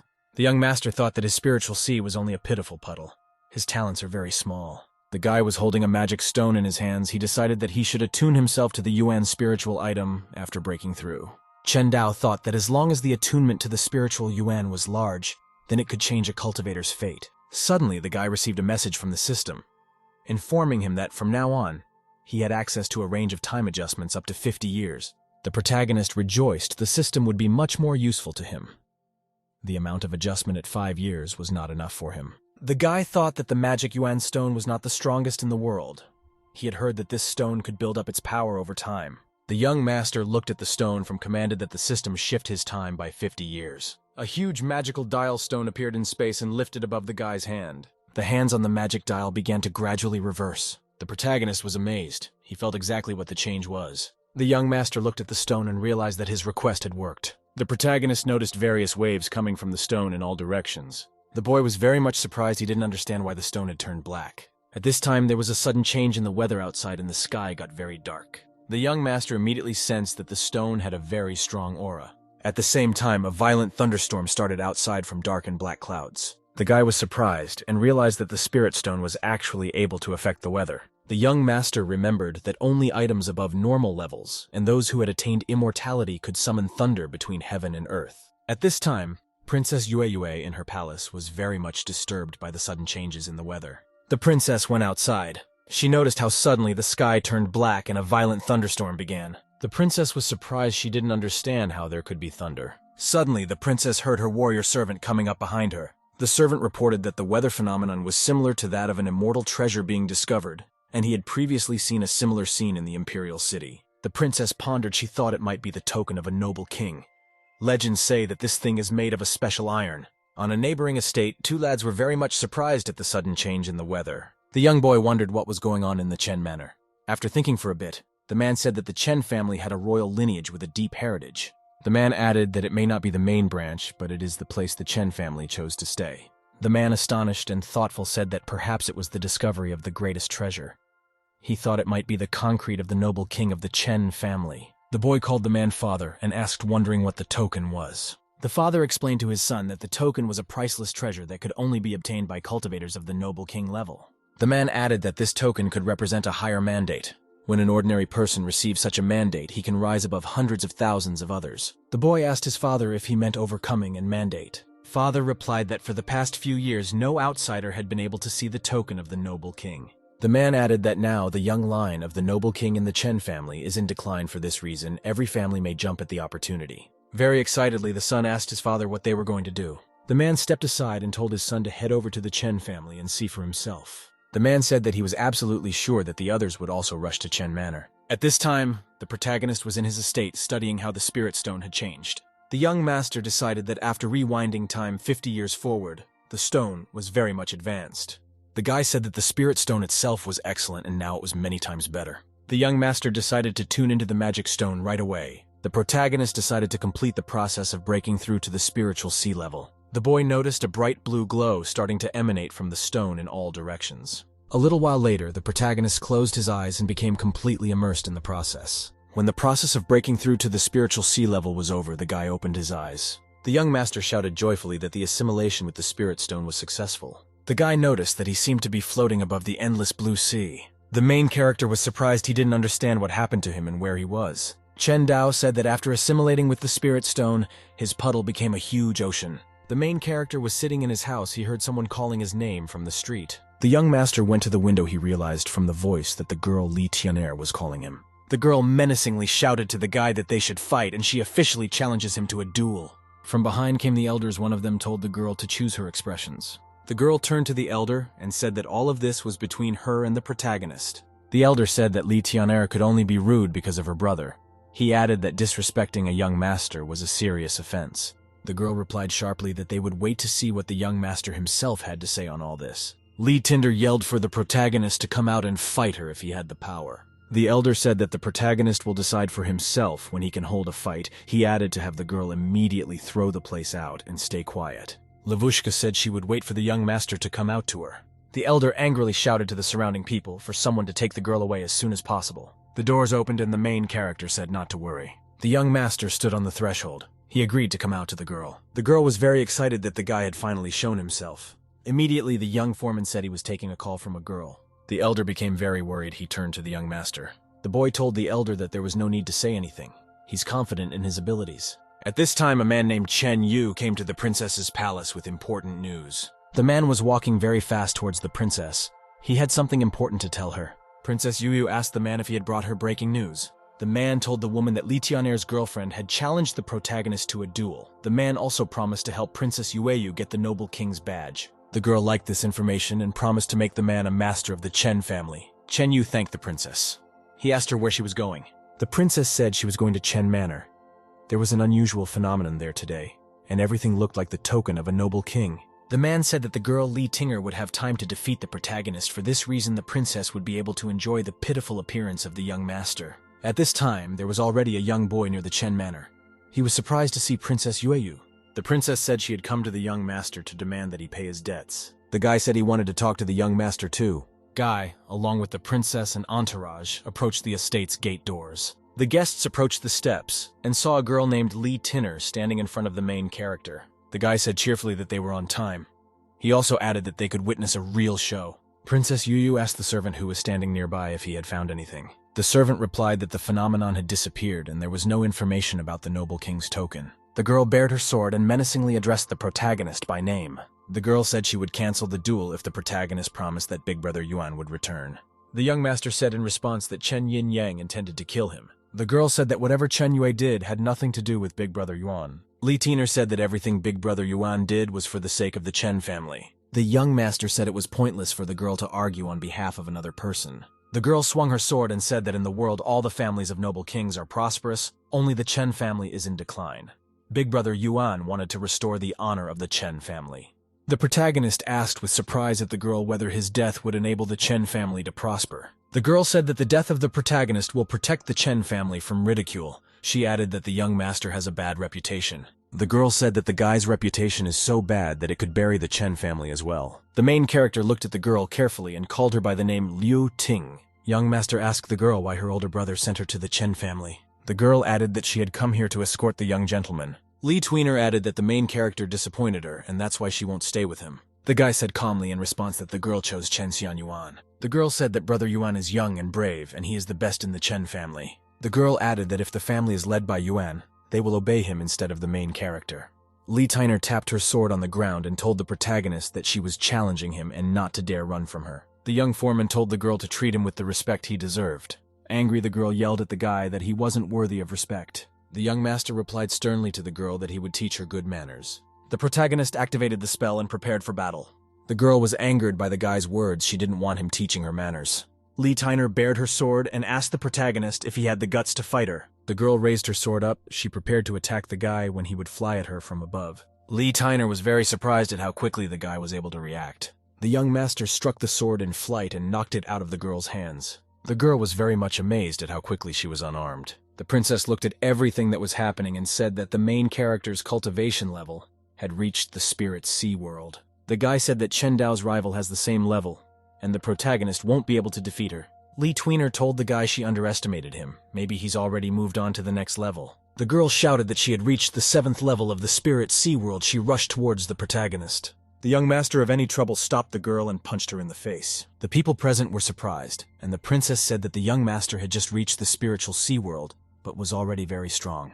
The girl angrily asked her rival if he dared to touch her face. The guy asked his rival strictly if she had forgotten what dignity is. The girl got really angry and yelled at the guy that she was going to kill him. The protagonist grabbed the girl's arm. She asked if he could take the blow. The girl stood in front of the protagonist. He could barely hold back her attack. The young master stood firmly in place. His opponent could not move him. Chen Dao firmly held the girl's hand. She could not break free. Suddenly, Lee Tiner felt her strength draining away, and she couldn't believe it. The guy holding the girl's hand asked if she now realized how strong he was. The young master told the girl that she was a nobody to the Chen family. He asked how she dared to mock him. The girl angrily asked the guy where he got so much self-confidence from. The guy thought he wouldn't accept this behavior from the girl and punched her in the face. After that, the young master kicked his opponent with all his might. After a very hard blow, the girl flew far to the side and fell. Lee Tiner said that the guy could have taken his power thanks to some powerful spiritual artifact. The girl angrily told the guy that his spirit stone was broken. Did someone find another spiritual artifact for him? The guy gave the girl a stern look and told her to cut the crap. The young master told the girl that she had lost, and therefore only he had the right to join the academy. The girl got to her feet and said that the guy's victory didn't affect anything. She has a much stronger cultivation than the protagonist. Lee Tiner promised that she would reach the spiritual bridge world and would definitely take revenge. The protagonist commanded the girl to stop. The girl turned around unhappily and asked the guy what he wanted from her. Suddenly, Lee Tiner got really scared the guy wanted to grab her. The protagonist reached out to the girl he prepared to grab her by the throat. The young master held the girl by the throat with his hand. She asked strictly what he was doing. The guy told the girl strictly that he would definitely teach her good manners. In a choked voice, the girl told the guy that he wasn't going to get away with it. After that, the young master hit the girl in the stomach with all his might. The girl felt very bad after the blow. She started to fall. Lee Tiner cried out very tragically that the guy ruined her dantian. The girl fell to the ground. The guy told her that the Chen family belonged only to him. Lying on the ground, the girl said to the guy that he would pay for everything very dearly. The lad ordered the servants to throw the girl out of the gate so that her spirit would not be near the manor. The servants took the girl and asked if she still thought the young master had not changed. As the servants carried the girl away, they told her that she had dug her own grave. At this time, the main character was approached by Princess Yue standing nearby. The princess told the guy that after all she had seen, she still admired him more and more. The protagonist thought to himself carefully that the princess is very beautiful while he knows how she really is. The princess asked the guy how he was able to reach such heights even though he had only recently embarked on the path of cultivation. The protagonist calmly replied that he owed his success to the pills he bought from the princess. The princess was surprised. She thought her pills didn't work at all. Suddenly, a guy came up from the side and addressed the protagonist. The guy told the young master that his brother wanted him to be the head of the Chen family. Chen Dao analyzed the memories and realized that the guy beside him was named Yu Ming, and he was from a famous ancient family of Fengyang City. Yu Ming's boyfriend tells the protagonist on the sly that he wants to talk to him about something. The protagonist replied to Yui Min that he was fully at attention. Bi Min told the young master that he wouldn't beat around the bush. The guy said that over the years, the Chen family has gotten smaller and the spirit wine no longer brings in much income as it used to. The main character listened intently to what the guy was telling him. He was interested. Yu Ming asked the young master for permission to buy the Chen family's winery, adding that it would be beneficial to both of them. An elder came over and excitedly told the young master not to do it. The elder explained that the spirit wine is the legacy left by the master and his wife.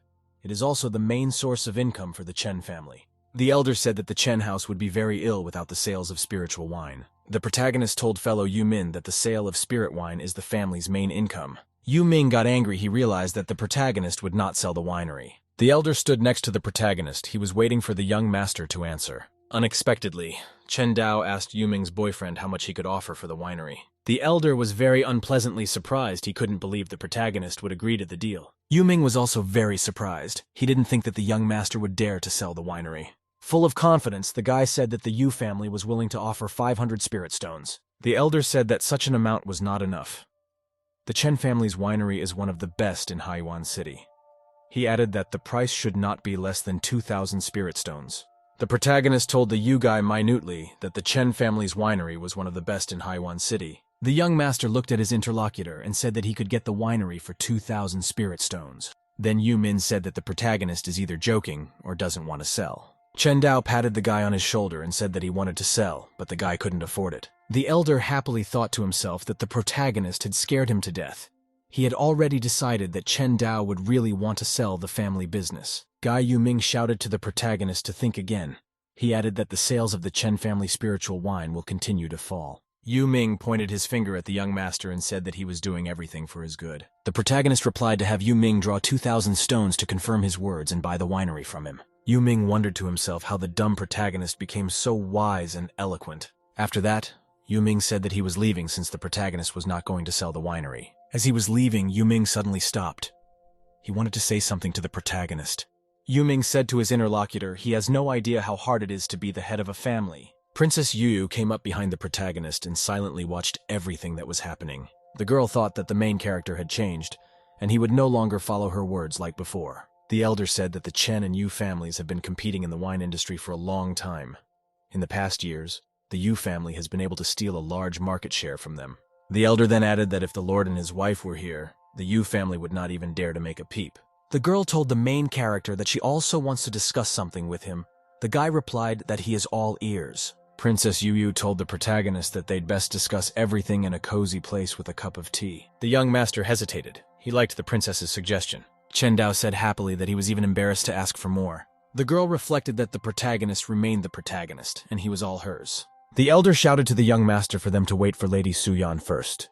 The elder excitedly thought to himself that Princess Yue had already deceived the young master. The guy turned around and cheerfully said one last time that he would handle everything. The protagonist thought to himself that Princess Yu is sponsoring him, and so he must keep his face. The young master told the girl to go with him as he missed her very much. As the two of them walked along with the girl, the guy put his hand on her shoulder. The princess's servant asked the boy menacingly how dare he do such a thing. Chen Dao apologized and said that he couldn't help himself since Princess Yue was beside him. To defuse the situation, the girl told them to forget everything and move on.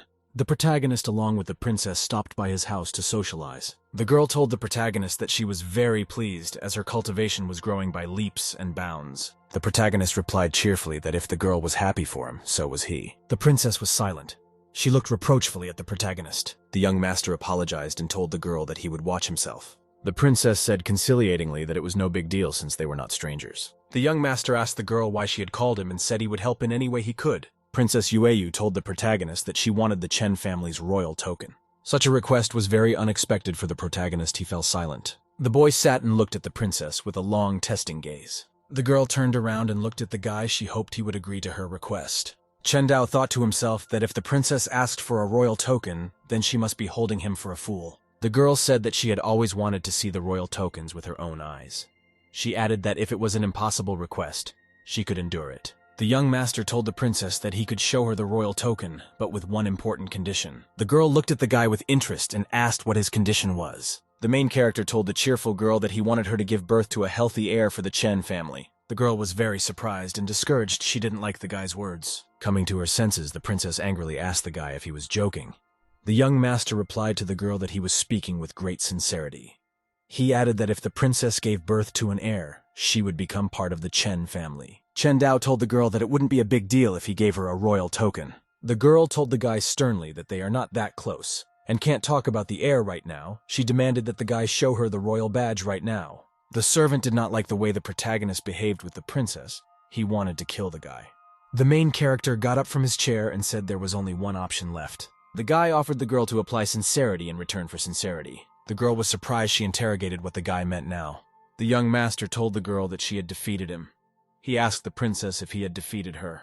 The girl looked at the guy and said she was completely sincere in her feelings. The young master said that all words should be confirmed by deeds. He added that the Chen family should see a manifestation of sincerity on the part of the girl. The princess turned around and said she was leaving and would come back when she thought about the guy's proposal. The protagonist shouted after the princess that he wanted to see her off. The guy thought to himself that the girl had decided to put on a show for him but didn't want to go all the way. The main character together with the princess and her servant were walking on the estate. Suddenly someone called the guy by name. The young master along with his companions stopped. The lad was a little surprised. The protagonist noticed Suyan's sister walking towards him leisurely. The young master asked his sister with surprise why she had come. The Suyan girl slowly approached her brother and his companions. The girl asked angrily at Princess Yue whether she was trying to trick her brother again. The princess servant stepped forward and stood in the path in front of the Suyan girl. Princess Yue replied to the girl, then the girl completely misunderstood. Smiling, the princess said that she was completely sincere in her feelings for the protagonist. This kind of answer really surprised the Suyan girl. She became silent and looked at the princess. The young master said cheerfully to his sister to calm down. The protagonist said with a smile that Princess Yu says everything from the bottom of her heart. Such words really surprised Suyan's sister. She couldn't believe that her brother was so naive. The princess after the conversation told her favor that she was leaving. Princess Yue told the young master that she would give him the pills for free this time. The main character waved happily to the princess and said she was spoiling him. Sister Suyan asked with surprise at her brother. Did he really start to believe the princess? The young master replied calmly that he didn't think to believe the princess and the sister could relax. The protagonist said he'd make the princess pay back everything she screwed him for. The princess and her servant were walking home. She asked him how strong the Suyan girl was. The princess told her servant that the Su-yan girl scared her a lot. After a little thought, the servant said that he wouldn't be able to handle Su-yan in a fair fight. This kind of answer really displeased the princess. She realized that Su-yan was so strong. From the side, a servant suddenly ran up to the protagonist and called out to him. The young master asked with great interest of the servant how it had gone. The servant replied to the protagonist that the fish took the bait as he predicted. The brother told his sister that he wanted to ask her for help one more time, and this time with fishing. The Su-yan girl was very much surprised. She did not understand what kind of fishing her brother had told her about. At this time, the girl Lee Tiner was walking down the street. She wanted to find her older brother to take revenge on the protagonist. In the end, the girl met a man, Chen. He was very frightened when he saw her. The man angrily asked the girl what happened and who maimed her. The girl Lee Tiner said that she underestimated the protagonist. Young master is unimaginably strong. The man was surprised. He said that the protagonist was able to hurt the girl this time. The man hugged the girl and said that the most important thing was that she was able to win. For this reason, the Chen family would belong to them. The girl Lee Tiner grabbed the man by his clothes. She had something important to say to him. The battered girl looked regretfully at the man and said she had lost. The man was very much surprised and angered by the girl's answer. Chen menacingly swooped down on the girl and interrogated whether the girl had lost. The man clarified if the protagonist was able to handle the girl. He didn't understand how the young master could win at all. The man couldn't understand how this could have happened. And then there was the sound of people walking nearby. The man Chen along with the girl turned to the side to see who it was coming. The main character and his companions approached. The young master said that the man would die today. The man was very surprised to see the protagonist. He didn't expect it. After a brief pause, the man angrily asked the protagonist if he had been following Lee's girlfriend Tiner. The girl asked the protagonist angrily if he was using her. The young master said he didn't just let the girl go, and it's the only thing she's still good for.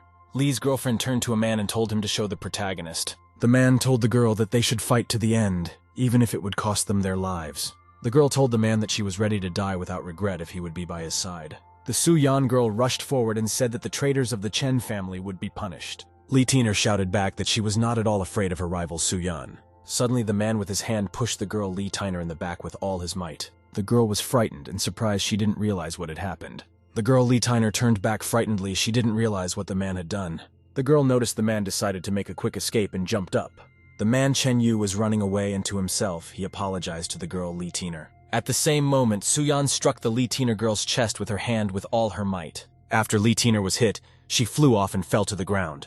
Su-yan shouted for her rival to accept her death. The Chu-yan girl carefully looked after the fleeing man Chen. The girl decided to activate her spell to delay the man. Su-yan shouted at the man to stand, and she directed a bright blue beam at him. The blue beam reached the man and struck him in the back. He began to fall. The man felt very weak, but he decided to himself that he would not die here. Chen felt weak with smoke coming from his back after being struck by lightning. The man felt that he could no longer walk. He began to stumble. The protagonist yelled for the sister to run after the man. He added that Chen Xinyuan must die. At that time, Princess Yu was walking down the city street accompanied by her servant. The princess told the servant to gather up all the pills they had and send them to the protagonist. The servant asked with great surprise to the princess whether it was really necessary to collect all the pills. The princess replied that the pills are completely useless and they are worthless. After that, the princess added that she wouldn't lose anything at all, and bad pills wouldn't be able to help the guy in his cultivation in any way. The servant said that the princess decided to kill 2 birds with 1 stone. He also added that Prince Cao Ming might get angry. The princess replied grudgingly that the prince wouldn't dare do anything anyway. After a little thought, the servant answered the princess that she was quite right. The princess said that once she takes the royal token away from the protagonist, it can be gotten rid of. Suddenly, the girl noticed someone running up to her and falling to the ground. Taking a closer look, the princess noticed that Chen Xinyuan was on the ground in front of her. The exhausted man asked the princess to save him. With great surprise and concern for the process, asked what happened to the man. At this time, the main character appeared. He told the princess that they had met again. The young master said that he had followed the traitor of the Chen family and happened to run straight to the princess. The protagonist said cheerfully that the man himself ran into the trap. Afterward, the guy asked the princess if it didn't seem like it happened exactly as he said it did. Lying on the ground, the man was still begging the processes to save him. The protagonist told the man that the princess would certainly not save the traitor. Chen from his last strength lifted up in a weak voice. He turned to the princess. After that, Princess Yue threateningly shouted at the man to shut up. The princess commanded the servant to kill the traitor on behalf of young Master Chen. The man was very frightened and tried to protect himself by covering himself with his arm. The princess's servant hit the man in the chest with all his might, and he went down. Chen lay dead on the ground. The princess told the protagonist that she executed the man instead. The young master said that the princess is indeed sincere when it comes to him. The main character said cheerfully to the princess that he was bowing out and leaving. The princess asked the servant if it was possible that the young master was only pretending and wanted to fool her. The servant said the princess didn't get any benefit from the guy, but he didn't get anything either. Maybe Chen Dao is really faking it. The princess turned around and told the man that they would wait and see what this would all boil down to. The protagonist came home and the servant said that Princess Yu sent him pills. The young master opened the box. He noticed that the pills looked good, so they would go bad in a couple of days. Chen Dao thought that the princess had somehow processed the pills before sending them out. The protagonist commanded the system to move the expiration date of the pills. The young master said that because of the system, he was able to refine the pills, and it would improve cultivation. The protagonist decided not to waste time, took a pill, and began to cultivate. Very quickly, the young master reached the second level of the spiritual sea, and then the third level. Chen Dao continued to take the pills until they completely ran out. Gradually, the young master had reached the fifth level of cultivation. The guy thought the pills were very good and wondered where the princess got them. The young master thought that the pills were very valuable and ordinary people couldn't create them. Only the Huan Academy could do that. Suddenly, the protagonist heard someone knocking on the door with all his might. He asked who had come. A servant ran in and shouted excitedly that he had bad news for the young master. The young master excitedly asked his servant what was wrong. The servant said the Yu family did something to their winery. The protagonist asked his servant to take him along. The servant said that the Yu family opened a new store against their main winery. Also, they poached more than half of the master winemakers. At this time, a group of men came out of the store and headed towards the protagonist. The servant asked manager Chen what he was doing and where he was going now. The manager asked the guy how dare he raise his voice at him. The servant told Chen An that he was bribed by the Yu family and lured him to their winery. He accused him of betrayal. The manager looked at the servant with a smile and said it was no big deal. Chen An added that the Yu family had made them an offer that could not be refused. A servant told the protagonist that his father had once accepted the manager Chen An into the family when he was on the verge of death. The servant also added that the Chen family had even paid for the funeral of the manager's parents while Chen An was ungrateful. The young master said that if Chen An decided to stay, he would pay him double what the Yu family offered. The protagonist asked the manager what the servant would say, and the servant became very agitated. The manager said he was very touched he didn't expect such an offer. The manager added that daily volumes and sales of spirits wine are falling, for this reason he does not want to stay. The manager added that the Yu family's business continues to bring in more and more profits, and he will not change his decision. The main character told the manager to get out as soon as possible. The manager was surprised and didn't like the young master's words. After that, Chen Dao slapped his hand on the manager's face with all his might. The protagonist sternly told the manager to get lost. The people around them liked what happened. They expressed their support for the young gentleman. The manager shouted menacingly that they would see who would have the last laugh and added that without him, the winery would be dead in a month. As he left, the protagonist ordered his servant to deal with the manager. The man was frightened. The man saw the servant approach him with a knife in his hands. He was frightened. The manager shouted to the guy that he now belonged to the Yu family. The guy prepared to stab the manager when Yu Ming came up and ordered everyone to stop.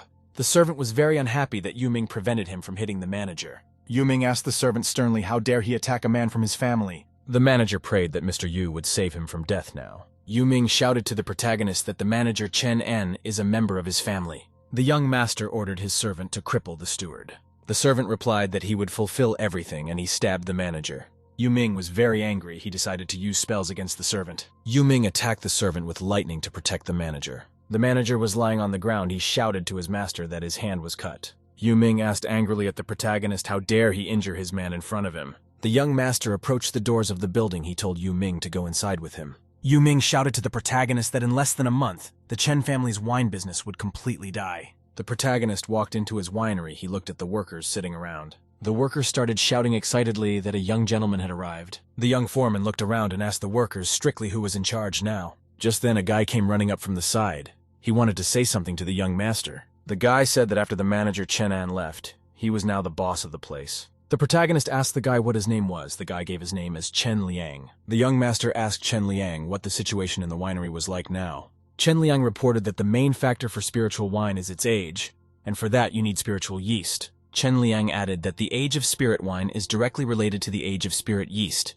and previously the person responsible for creating the yeast was Chen An. Chen Liang said that after the manager left, no one else can create yeast more than 10 years old. The young master asked Chen Liang what they could do about it now. Chen Liang said that he devoted half of his life to the Chen family winery and would not allow it to close under him. Chen Liang promised that he would take a few people under his leadership.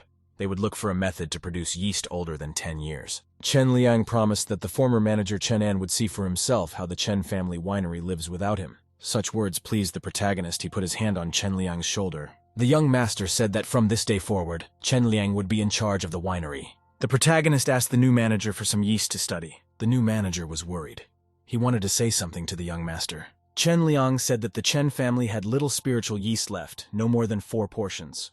Only those over 30 years old can be reproduced. The new manager said that his predecessor Chen deliberately used up all the yeast stocks before he left. The protagonist asked that Chen Liang give him 1 batch of yeast to study. The new superintendent agreed to fulfill the young master's demands. The main character went outside and saw his sister there with a group of people. The young master was overjoyed, and he greeted his sister. Su Yan said excitedly that she had already heard about the winery situation. She asked what the result was. The young foreman replied very cheerfully that he had temporarily sorted everything out. An unfamiliar guy came up and asked the protagonist if he was young master Chen Dao. Then the protagonist got excited. He replied to the stranger that it was him. Su Yan told the protagonist that the second prince of their dynasty was standing in front of her. The young master nodded his head lightly and told the prince that he welcomed him. The prince's servants did not like the main character's behavior and demanded that he kneel before the prince. The prince soothingly put his hand up and said it was okay. The prince added that relatives of the royal family have the right not to kneel. Then the prince added that he could help the protagonist smooth out the conflict between the Chen and Yu families, so that in the end, the Yu family would not be able to take over the Chen family's spiritual wine business. The Suyan girl became silent. She looked at the prince with great distrust. The prince smiled and said that he absolutely sincerely wanted to help the Chen family. The young master said cheerfully to the second prince not to trouble himself. The protagonist replied confidently that he could figure it out on his own. The prince said that he was well aware of the situation of the Chen family. He also added that the girl's younger brother Suyan is also his younger brother. The protagonist was very surprised and wondered if his sister had ever mentioned a prince. The second prince was greatly puzzled by this response from the protagonist. The prince looked at the young master and said the words caught him off guard. Sister Suyan thought that her brother had changed a lot in a couple of days and he had become more eloquent. Suddenly, the protagonist approached the prince and said he was expecting something from him. The prince was very much surprised. He asked Chen Dao exactly what he expected from him. The young master said he was expecting gifts. If the prince wants to be his big brother, he must have gifts. The prince was surprised to hear the protagonist say that he would not go back on his word. The prince commanded the servant to give the protagonist a yellow rank top technique called the Fist of the Rushing Bull, and the servant replied that he would do everything. The servant took out a special notebook, walked over, and held it out to the protagonist. The servant said it was only a yellow rank technique and was worthless. The protagonist was disappointed by such a modest gift from the second prince. After that, the young master threw the notebook on the ground and told the servant to take it back. Then the notebook remained lying near the young master's feet. The main character said that it was just a yellow rank technique. He added that he deserved more. The servant said angrily that yellow rank apex techniques are recognized and used by all the big families, and the young master said that he deserved better. The second prince said to have the servant give the protagonist a mid-mystic rank technique called Divine Wind Feet. The servant was very unpleasantly startled. He reached in and pulled out another notebook for the protagonist. The servant handed the young lad a notebook with the proper spell technique. The main character was very cranky, saying he still didn't have enough. He never picked up the tech notebook. The servant threateningly told the young master that he was asking for trouble. Chen Dao told the second prince not to even try to shove miscellaneous trash at him. The servant told the prince that he wanted to teach the young master good manners on his behalf. At this time, his sister Su Yan walked over to the young master and stood beside her brother. The girl asked very sternly of the prince's servant what he was up to. The second prince took the servant by the shoulder and demanded that he stop. The prince took out a notebook and said that it described a sword technique that belonged to the earth rank. The second prince held out a magic technique notebook to the protagonist. Chen Dao was greatly surprised when he realized that the prince had offered him an earth rank technique. He knew that his family did not have such techniques right now. The prince wanted to explain to the protagonist what the gifts were for. The second prince said that he was helping the young master for the sake of his sister Su Yan. The protagonist snatched the magic technique notebook from the prince's hands. Chen Dao told the prince to stop talking and added that he was fine with it. The second prince was very much annoyed and disappointed with this outcome. The servant demanded that the protagonist thank the other prince. The protagonist said that thank yous are mere formalities. They are only used by people who are distant from each other. The guy turned around and started to leave. He told the prince and his servants that they could be free. The second prince silently and thoughtfully looked after the departing protagonist. The prince told the Suyan girl that he was leaving, but he promised to definitely come back to her. Eventually, the prince silently, accompanied by his servants, began to leave. The servant told the prince that he had never met anyone so insolent and disrespectful. The servant said that the relatives of the royal family had no right to behave like this. He also added that the prince had given the head hero a very valuable piece of equipment. The second prince said calmly that there was nothing wrong. He added that the young master would not be able to comprehend the sword technique. Also, the prince added that there are a lot of resources needed for the technique. The second prince reported that he had barely comprehended the technique to the first sword, but had spent a lot of heavenly materials and treasures. The prince said that the protagonist is currently suffering from a lot of problems and has nothing to look forward to. The prince showed that he was serious about Suyan's girlfriend with the help of a gift. The servants told the prince very humbly that he had acted very wisely. Suyan's girlfriend told the young master that she wanted to discuss something with him. The boy replied that he was all ears. Suyan said in a worried voice that the Huang Academy entrance exam was about to start. The young master asked his sister with interest and how to get in. Suyan said that the academy would be recruiting geniuses from all over the world in half a month, and that princes and members of noble families could enter without an exam. His sister told his brother that the people from Huang Academy were coming to take him away. The protagonist asked his sister about Huang Academy. He heard that the girl was at Xuanwu Academy. Sister explained that in Huangwu Academy there are 4 schools. The lowest is considered Huangwu, and an ordinary person can only dream of going there. People who got into a more prestigious school have an unimaginably bright future. The young master told his sister that he must become strong so that the Chen family could rely on him. The sister patted the boy on the head and said he had become very masculine. The protagonist took his sister's hand away. He wanted to tell her something important. The young master said that after he entered Huangwu Academy, he would work twice as hard on his cultivation. The Suyan girl very excitedly told her brother that she would wait for him. Sitting at his home, the protagonist realized why the prince had given him the cultivation technique. It was very complicated. The young master learned that to begin comprehending, a large amount of resources would be required to prepare many thousands of bundles of spiritual herbs over 50 years old. Chen Dao thought that 5,000 bundles of herbs would cost a sum that was not affordable for an ordinary family. Only a member of the royal dynasty with access to all the world's resources can master the technique. The young master decided to go to the Yuan spiritual mountains. There should still be plenty of young grass there. The main character sitting on the couch picked up a small green vessel. The young master decided that he would deal with the problem of spirit wine a little later. He wasn't sure if the system would be able to affect the spirit yeast. Holding the vessel in his hands, the guy commanded the system to advance the time of the spirit yeast 30 years forward. The protagonist holding the green vessel in his hands noticed that something was happening. At this time, the magic dial was showing how the system was changing the timing of the yeast. The young master noticed how the spiritual yeast was maturing. Eventually, the vessel broke. The guy realized that the process of growing up was a complete success. The young master watched intently as the white substance floated in front of him. The young master realized that the age of the spirit yeast had exceeded 30 years, so it began to reproduce. Chen Dao realized that the time system could only be used once on an object, with the new spiritual yeast being another object, so one could rewind their time once more. The protagonist commanded the system to move the time of the spiritual yeast forward by 50 years. Afterward, the young master and his servant decided to go to the winery. The protagonist noticed a large bunch of people crowding outside the store. A servant told the protagonist that the Yu family sells wine 30 years old and they also underprice. This could bury the Chen family's business. At the Chen family's winery, the workers talked to the manager. They said that they could not cultivate spiritual yeast 30 years old. The manager was very upset. He thought to himself that he was worthless. The employee told the manager someone had been able to create 20-year-old yeast very quickly.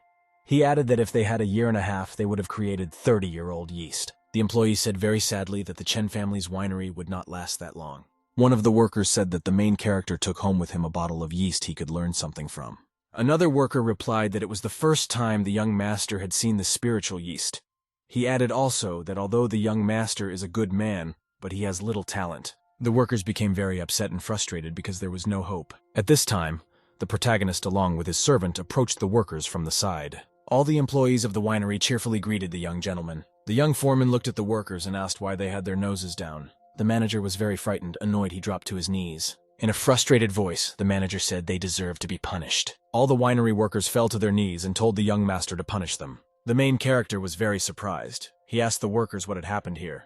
The manager said that they have created spiritual shivers of 20 years old, and the prices of Yu family intervention wine have fallen. No one wants to buy Chen family spiritual wine anymore. The manager fell down in a bow and told the protagonist that he had let him down. The young master told the manager that he could be proud as he had created a 20-year-old wine in a short time. The manager cheered up and said that in 3 months, he would be able to create a 30-year-old spirit yeast. The young foreman cheerfully replied to the manager that they wouldn't need it. The manager was very much surprised at what he heard from the young gentleman. The main character told everyone to look at him. He waved his hand over the table. The manager was surprised. He noticed a pile of vessels on the table. The manager walked over to the vessels and began to examine them. He picked up one of them. The manager then opened one vessel to check its contents. The manager was very much surprised. He couldn't believe he was seeing 50-year-old spirit yeast.